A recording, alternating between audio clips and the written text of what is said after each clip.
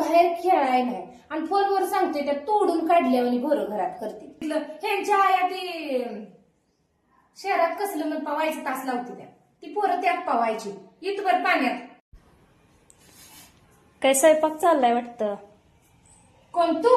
ये स्वयंपाक चाललाय म्हणलं परत बिले गरम होते उकाड्याने. उभा सोयारा वाटत नाही किचन मध्ये, पटापटा करून घ्यावा म्हणलं. म्हणले की काय म्हणते? काय नाही, चालली होती ना हा. म्हणलं जाऊन यावं जातात. होय बरं झालं आलीस. पोरगी येत नाही का सुट्टीला नातवांच्या? सुट्टीला पूर्वी फोन केलता मी, येताय का नाही म्हणून. मला मस्त वाटते, पण त्यांचं अजून त्या परीक्षा संपले त्या आणि ती काय बाई कसलं शिबिर लावायचंय म्हणून आता महिनाभर.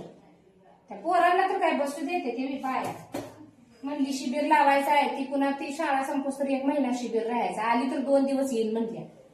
आपल्याला होतं का ग कसलं? आपण लहान असताना मामाच्या गावाला काय जात होतो तुला सांगती. गेलो म्हणजे महिना आंब पाडून तिथं झाडाखाली खाऊन पिकल्याला आंब पडल्याला उचलून. आता हाय का ह्या पोरासनी? आया लगेच शिबिरालाच घालून बसते त्या पोरांनी काय बघावं?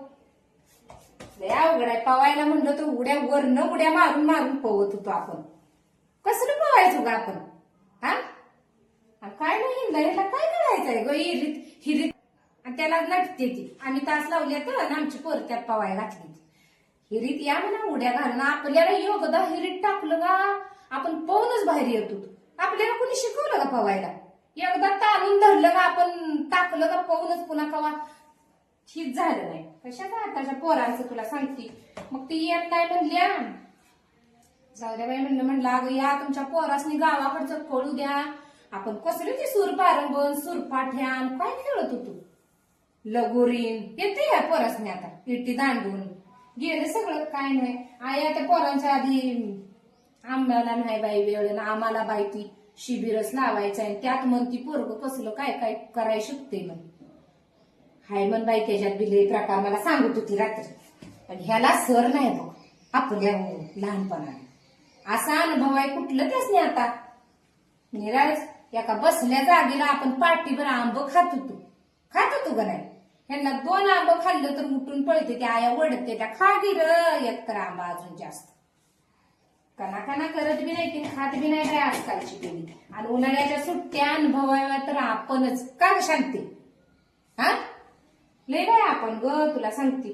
आपल्यावर कुणी ग लहान असताना सगळ्या पुरी सुट्टीला यायच्या किती आपण उभी करायचो ग. आणि आता कशाच काय चव राहिली नाही. सुट्ट्या लागल्या म्हणलं का त्यांना त्या लेकरासनी ग जीव एवढं पाठीवर एवढ्या मोठ्या पिशव्या एवढी शाळा करायची ना अजून आया उन्हाळ सुट्टीत ही करून टाकतात. चांगलं वाटायचं बघ त्यांना काय नाही. आणि कोरडयान आंब्याचा रस लई भारी होतं बाई पहिलं. आताच्या ह्या पिढीला काय ग खेळायचं नाही. आणि आपला आनंद ते वेगळाच आनंद होता. त्यांना काय कळतंय? आणि म्हणायचं तुम्ही बाहेर पोरं काढत नाही त्यांना बाहेरचं दावत नाही. एवढं मामा खेडेगावात आहे येवाव 4 दिवस नाही म्हणली शिबिर लावले राहू दे बाई म्हणलं तुझ्या मनाला. मलाच ओरडत्या मी महाग लागली ये ना 4 दिवस सुट्टीला.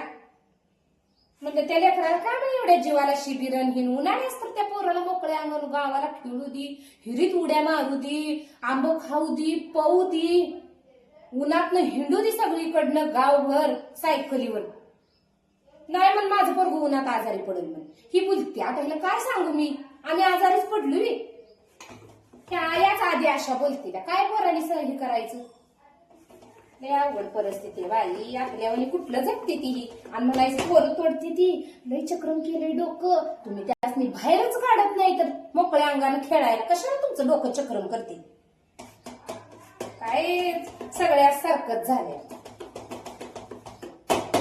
चल बाई तुझ्या बोलण्याच्या नादात माझ्या भाकरी राहायच्या आता जेवाय बसतील थोड्या वेळाने.